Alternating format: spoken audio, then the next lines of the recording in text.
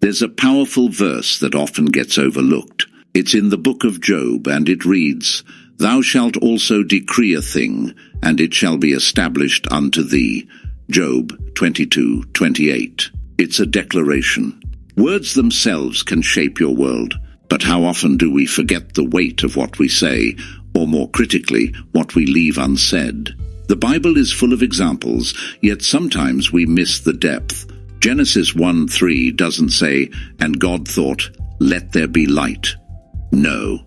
And God said, "Let there be light," and there was light. Words brought light into existence. That pattern continues throughout the scriptures. Psalm 33:9 reinforces it. "For he spoke, and it came to be. He commanded, and it stood firm." Notice the consistent theme? God created, but only after he spoke. Now think about the implications. If we're made in his image, what does that mean for us? Our words carry the same potential for creation. The catch is, we have to believe it, and that's where many fall short.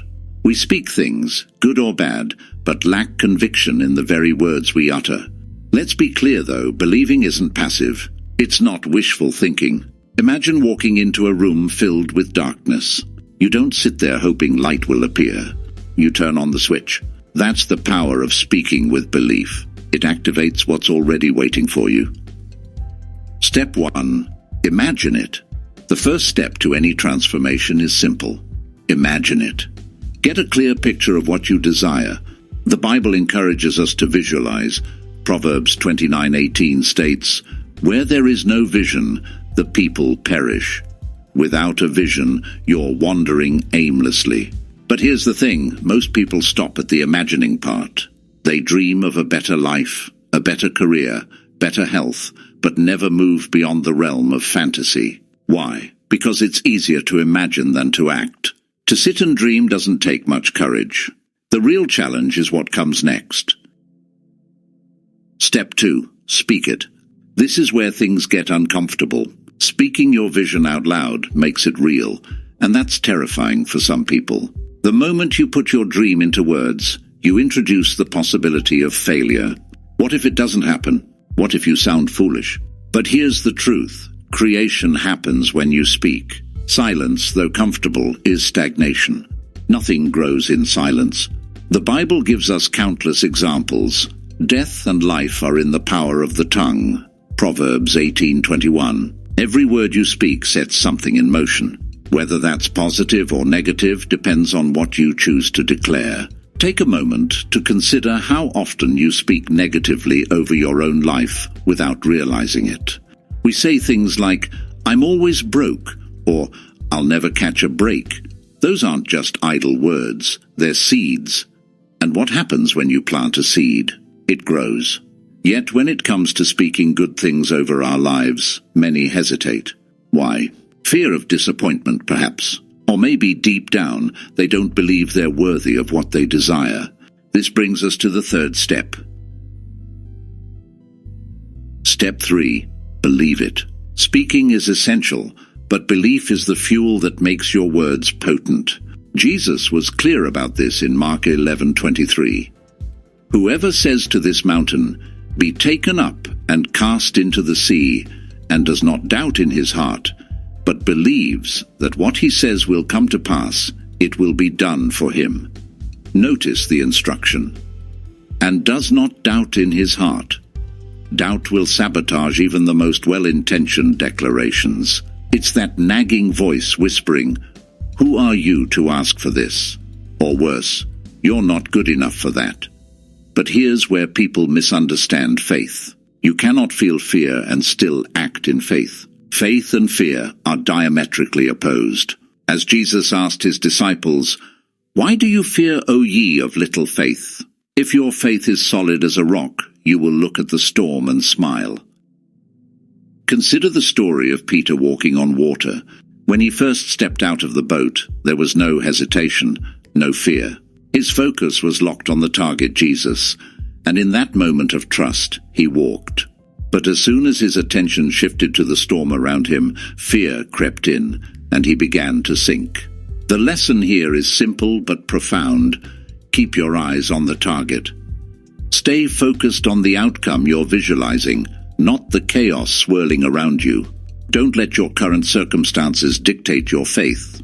Walking in faith means moving forward, even when the path looks uncertain. It's about speaking life, regardless of what you see, and trusting the victory is already yours. The Law of Assumption.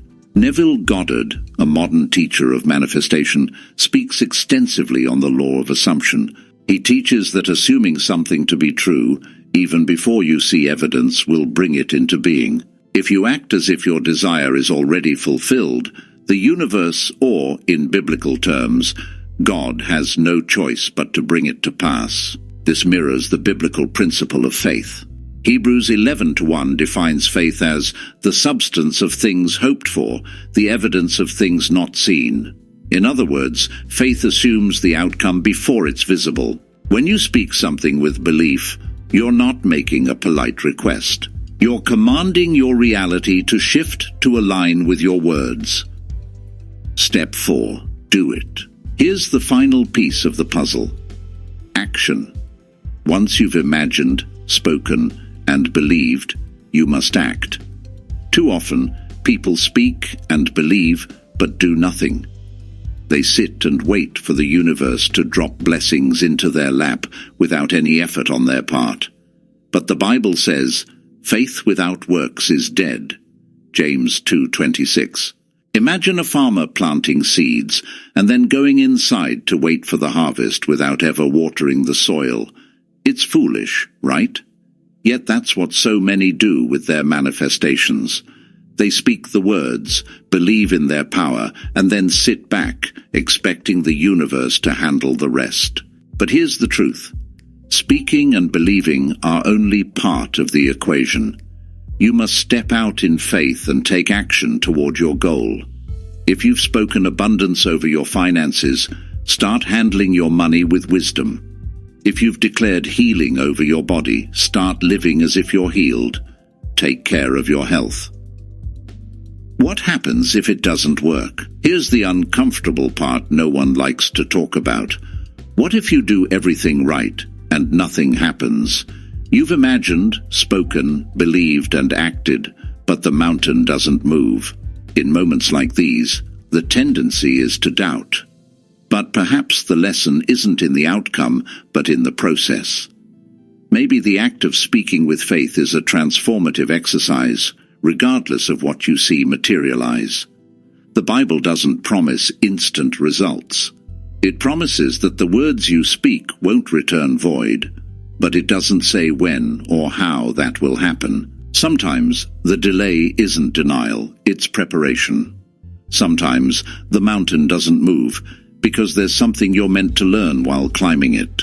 So, what now? Do you give up? Or do you keep imagining, keep speaking, keep believing, and keep doing? The choice is yours.